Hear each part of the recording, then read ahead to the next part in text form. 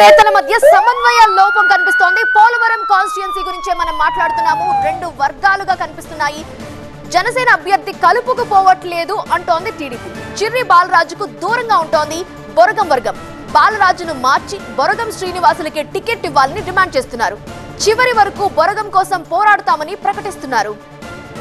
పోలవరం కూటమి నేతల మధ్య సమన్వయ లోపానికి సంబంధించిన వార్త ఇది. జనసేన అభ్యర్థి కలుపుకు పోవట్లేదు, ఆయన్ని మార్చి టీడీపీ నేతకు టికెట్ ఇవ్వాలని, ఆయన కోసం చివరి వరకు పోరాడతామని చెప్తున్నారు బొరగం వర్గీయులు.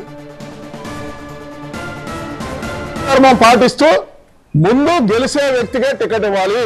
ఏ పార్టీ అయినా సరే గెలుపు అనేది ముఖ్యం. గెలవనప్పుడు ఏ పార్టీ వ్యక్తికి ఇచ్చినా అది శూన్యం. గెలుపు ముఖ్యం. గెలవాలి అంటే దానికి అనేకమైన సర్వేలు ఉన్నాయి.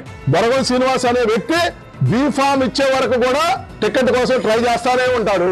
అందులో ఏ విధమైన తప్పు లేదు. ఎందుకంటే బీఫామ్ ఇచ్చాక ఏడాదిగా ప్రయత్నించిన సంతానం కలగలేదా? నోవా IVF లో ఫెర్టిలిటీ ఎక్స్పర్ట్స్ ను కలవండి. మాతృత్వం కల్లా నెరవేర్చుకోవడానికి ఉచితంగా సంప్రదించండి. ఏ పార్టీకైనా కన్ఫర్మ్ అయినట్టు బీఫామ్ ఇవ్వనంతసేపు ఎవరైనా పొత్తు ధర్మంలో ట్రై చేసుకోవచ్చు. కానీ ఎవరు టికెట్ ఇస్తే వాళ్ళు దాన్ని సమన్వయం చేసుకుంటూ ముందుకెళ్ళవలసిన బాధ్యత ఒక సిర్రి బాలరాజు గారికి ఉంది. కానీ ఆయన ఏ మాత్రం సమన్వయం చేయట్లేదు. ఆయన ఎంతసేపు ఒంటెద్దు పోకడి.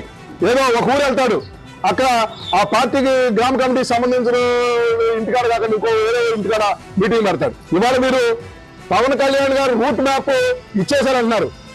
తెలుగుదేశం వాళ్ళని సంప్రదించొద్దా? మీరెవరు అవుతా కానీ ఈ సభ ద్వారా ఈ ఉమ్మడి పొత్తు అంటున్నారు. మీరెవరు అవుతాకి మమ్మల్ని ఏమైనా కూర్చోబెట్టారా?